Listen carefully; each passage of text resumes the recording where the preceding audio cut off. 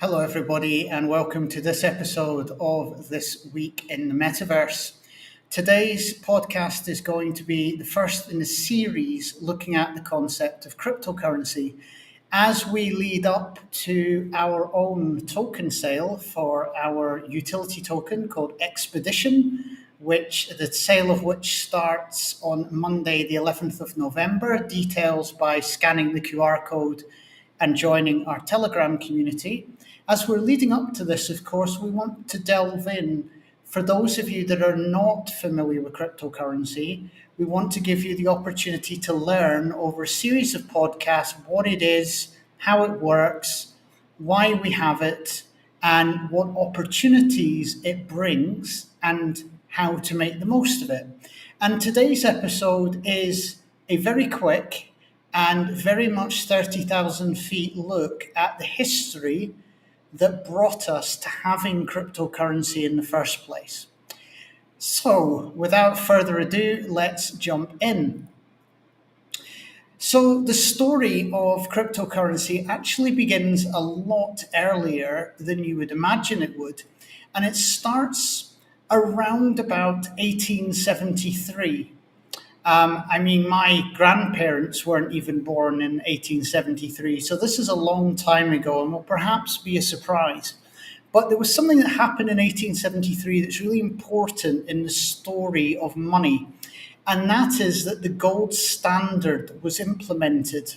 And the gold standard as a concept, just very briefly, the idea of the gold standard was that regular currencies like the pound, like the dollar, like the peseta in Spain at the time, would be backed by gold. And by backing the currency, not the cryptocurrency, the currency with gold, what gold allows you to do is maintain the value of the currency. And what we mean by that is, to a greater or lesser extent, the idea was that if you had $1 of US dollars, there had to be $1 worth of gold to back it up. And in theory, this would make the currency less volatile and less prone to value change because you had to have this equal gold to equal paper. But very soon after that, well, I say very soon, 60 years after it was invented, we had the first slip up and the first move away from it. And this is important in the whole story because it's the first action in which a government is in charge of something in the financial system and doesn't necessarily do a very good job with being in charge and governing it. And so in 1933, and that date is important for several reasons. The first one being we just had the Wall Street crash, and of course, we had the Great Depression. And what the US government did was they confiscated gold from the population, and as a result, the value of the dollar dropped by 41%. So, this is the first time where a government has intervened with the idea of gold and money going together. And of course, this confiscation had deadly consequences for the population as well. But that idea of government manipulation or government interference in money and the economy is a big part of the wider story of crypto. And then to take it a step further, in 1971, President Nixon ended the gold standard altogether. And he did that for one very simple reason. Well, it wasn't a simple reason, it was a very complicated reason. But effectively, he did it because the US couldn't afford to maintain the Vietnam War. And by taking the dollar off of the gold standard and therefore removing the gold standard as a way of valuing money, it allowed the US government to print money. And as we know, in the current economy of 2024, when we think about printing money, it usually has some negative consequences. The idea of it is to stimulate the economy and get it moving. The reality of it is it creates inflation because you pump more and more money into the economy. And because you don't have the gold standard, you're more free to do this because what you've created by removing the gold standard is something called a fiat currency. I couldn't find an image to do with fiat with money, so you're going to have to make do with this fiat panda cross. But hopefully, it makes the point very well as well that a fiat currency is a currency backed by the government rather than a store of value like gold and silver. So what that implies is that the government issues the dollar and promises you that this is equal to a dollar. But because you don't have the gold standard limiting the amount of money that can be printed and therefore controlling inflation, what the government doesn't do is guarantee you the value of that dollar. And so if you think about going back, and we've done this with housing and various other industries recently in the news, if you look at, for example, what a house used to cost relative to wages in 1971 and look at what it costs now, the cost has inflated massively. If you look at what you can buy for a dollar now versus what you could buy for a dollar in 1971 or a pound or any other currency, you'll see that you can buy much less. So effectively, what a fiat currency has created, and we're about to look at the consequences of this, is a debt-based money system. Essentially, the government pumps money into the economy when it needs to do so to stimulate it or to grow it. And also what happens is because of things that happened later in the 80s, such as Gordon Gekko and Greed is Good, is that we also have the birth of consumerism and the birth of consumer-based debt. So essentially, just as the government started doing in 1971 to fund the Vietnam War, now we're starting to see the trend of individual people getting access to credit cards and access to easy money, and they are now doing the same. And they're funding their lifestyle on money that they don't have, that they've borrowed through loans or credit cards. And effectively, that's how life continued until the whole system fell apart in 2008. We had, of course, the market crash in 2008 caused by the housing market crashing in the United States, which caused an economic meltdown across the world. And there's a scene in the movie The Big Short, which you might have seen about this period in time, where Mark Baum talks to the Wall Street investors and gives his synopsis on where Wall Street is and what's happened. And I'm just going to play that clip because it summarizes things better than I could, and it means I don't have to say it and risk the YouTube algorithm seeing me use words that are in this clip. So let's go. View, Mr. Baum.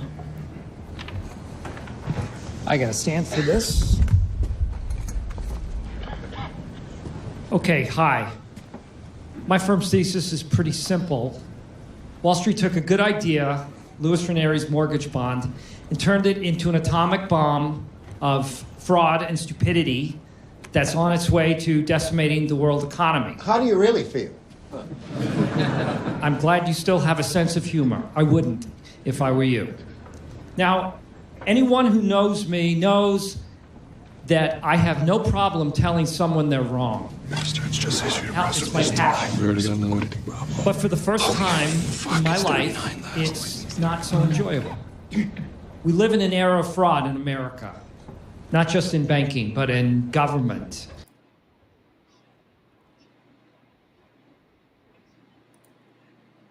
I'll stop it there because the point has been made. Basically, the market crashed because people got greedy and stupid in terms of how they handled money. And then if you take that financial crash and the bailout that the government had to do in order to bail out the banks and keep them open, except for banks like Bear Stearns, as you saw in that clip, that failed, you also then had the pandemic in the early 2020s, which also led to even more of this quantitative easing, of pushing money into the economy and creating a crisis with money. But back in 2008, this crash led to a lot of soul searching. And that soul searching led to a number of things. The first thing is it led to asking the question, does the current standard way of working with money really work? And secondly, is there a better way?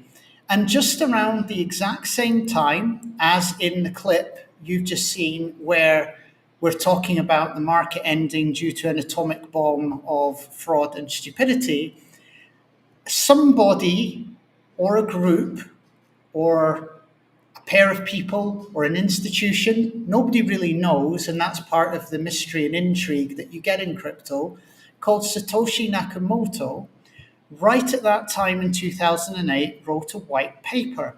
And that white paper was to create a peer-to-peer electronic cash system called Bitcoin.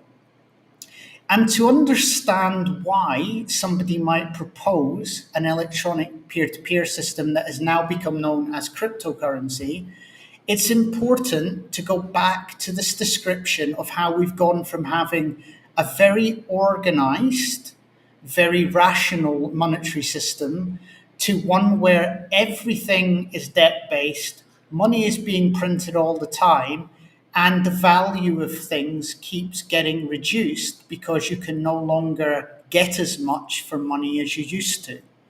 So if we look at some of the most basic concepts, we're not going to go through the white paper. I'm not going to bore you with that.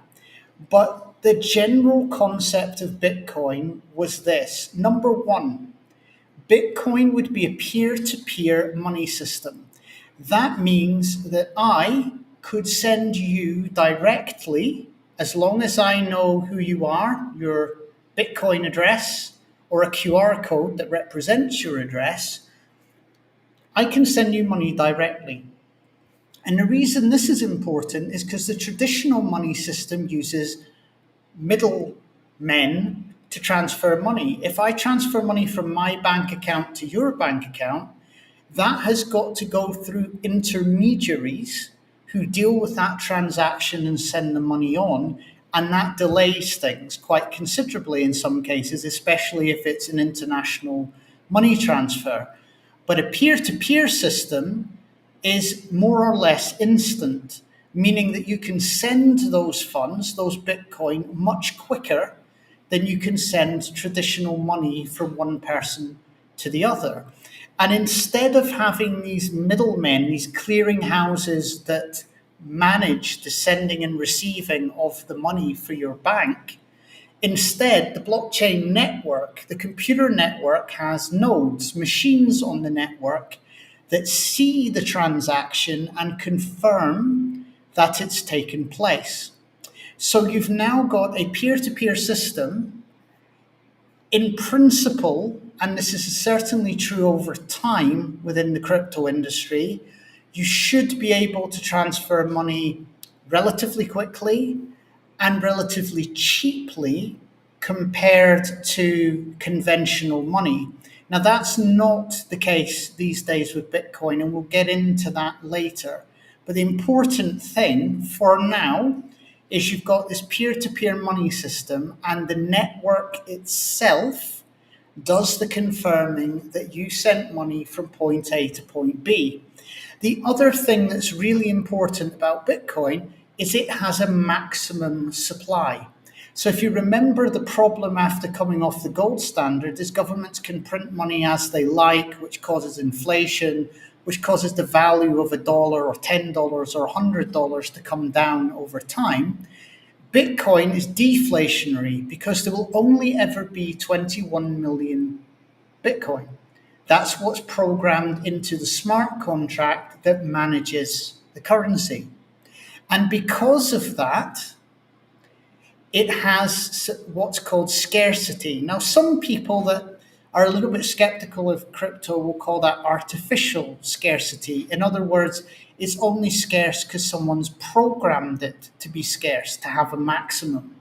However, at this stage, what matters is for the 21 million Bitcoin to be valuable and to be considered scarce. For that to happen, what needs to happen is there needs to be enough people who believe that Bitcoin has value, that want to use Bitcoin, and that believe it's capable of storing value over time. So it's not because the coding says there's a maximum that makes it so interesting. It's that, as we've seen, the adoption of Bitcoin has continued to grow over the years, which means now when you look at the number of people that are utilizing it compared to what was the case before, you can genuinely call it scarce. And one of the things that I believe Satoshi, be it he, she, they, or it, because we don't know who Satoshi is, one of the things I think they were trying to do is create a new gold standard. Because if you think about it, gold is a great storage of value over time, and it made sense in the late 19th century to have gold backing a currency. But if you can create an electronic form of gold, and this podcast is not trying to say that Bitcoin is an electronic form of gold, what I'm trying to say is that I believe that was one of the intentions of the creators of Bitcoin. And why might that be a sensible thing to do? Well, first of all, is gold is a great store of value, but how easy is it to take my gold bar, take it down to a store, melt part of it, allow that melting to cool down, and then hand over my new gold coin to someone to buy something? Of course, it's not easy at all. But an electronic version of gold that can be sent relatively quickly and relatively cheaply from me to anybody anywhere in the world, that's a very different scenario. It allows that store of value to be usable and to be far more accessible to people than a gold bar would be, or a gold coin necessarily would be. So that's another reason why I think Bitcoin came around. But also, we're going to have a little look, just as we're going to end this, because this is about the history of why we have crypto. And of course, Bitcoin was the first crypto coin to exist, of course. But There's also others, and we're going to talk just a little bit about some of these concepts that I've told you about with Bitcoin and actually see them in action. So I'm just going to share with you our cryptocurrency, which is called XPED or Expedition. And XPED sits on a blockchain called Polygon. Don't worry about all of the things that you see here because we will learn these over the course of the podcast. But the most important thing is we talked about how Bitcoin and crypto is peer to peer. And inside this screen here, we can see, actually, I think it would be better if I did that so you could see a little bit more of it. You can see here that in the middle of this cryptocurrency transaction is two addresses. One says from and one says to. So the address that is from is the address sending, and the address to is the address receiving. And remember, I said how we didn't have a middleman in order to check all these transactions, and instead the network confirms that the transaction has taken place. That process continues over time throughout the life of the blockchain. So you can see that this transaction has been confirmed, over 6 million times.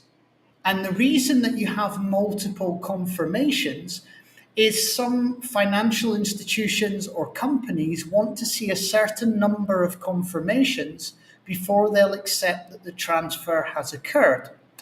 The other thing that you see down here, right at the bottom here, is something called gas price. This is the cost of sending these coins from point A to point B. And we'll talk a bit about gas and gas prices as we delve deeper. So again, this was only to give the history and to give a little bit of an outline as to what cryptocurrency is and a little bit about why it's different and why it came about. So I hope that helps understand where crypto came from. It didn't come out of thin air for no reason. It came out as a solution to the devastation of the 2008 economic crash. And its aim was to simplify the financial system whilst building a new way of measuring the value of a currency and a new way of measuring the value through creating in Bitcoin something similar to a new gold standard. That's what I think personally the aim was. So I hope that helps explain where crypto came from. Of course, we have not even scratched the surface on talking about crypto. We haven't talked about types of crypto and what a blockchain is, because that's a technology they sit on, and what different blockchains there are, and all sorts of other intriguing things. But we've started the podcast series by looking at why we have crypto, where it's come from, what the inspiration was for Bitcoin in the first place. And we've had a little taster, a little tiny taster of the concept of what it's like to send cryptocurrency and check it on a blockchain. So I hope you enjoyed that. Please do like and subscribe if you enjoyed the content. We will be obviously having more podcasts around the concept of cryptocurrency. I was going to say crisp currency there, cryptocurrency in due course. Thank you very much for watching. Don't forget to find out more about our cryptocurrency. And of course, if you feel you want to watch more podcasts in the series, because of course the final episode in the series will be specifically on XPED as well. then feel free to do that. But for the moment, please do sign up to our Telegram channel.